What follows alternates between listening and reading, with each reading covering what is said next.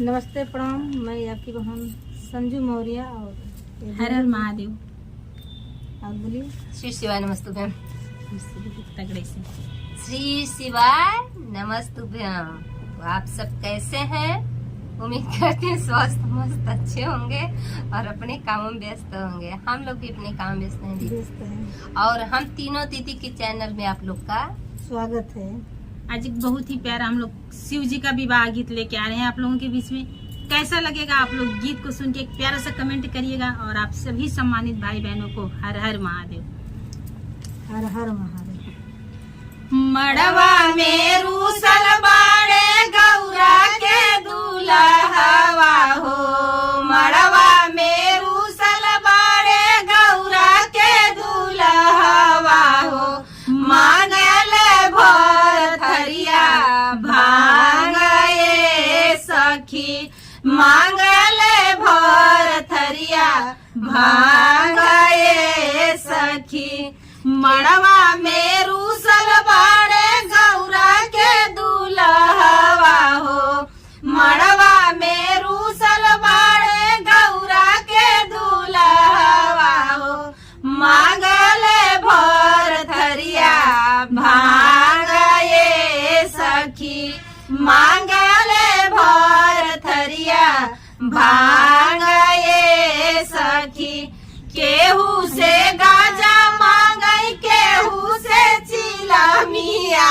हो, केहू से गाजा मांगई केहू से चिलमिया हो, कहाँ से पूरा होई है मांग ये सखी, कहाँ से के पूरा होई है मांग ये सखी, मड़वा में रूसल बाड़े गौरा के दूल्हा हो, मड़वा में रूसल बाड़े गौरा के दूल्हा हो, मांगल भर थरिया मार ये सखी, उसे धतुरा मांगई केहू से बेलपतिया हो, केहू से धतुरा मांगई केहू से बेलपतिया हो, कैसे के पूरा होई है मांग ये सखी,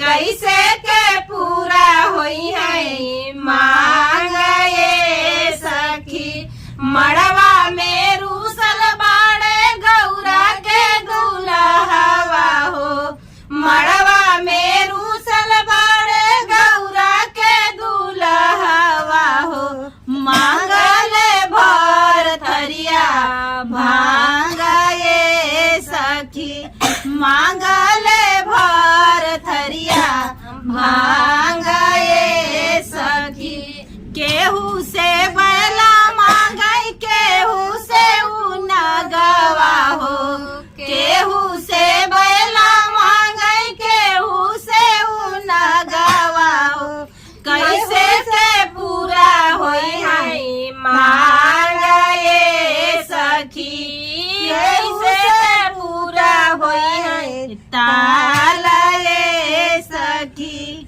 केहू से भूत बाए ताल ये सखी। कितना जुड़ाई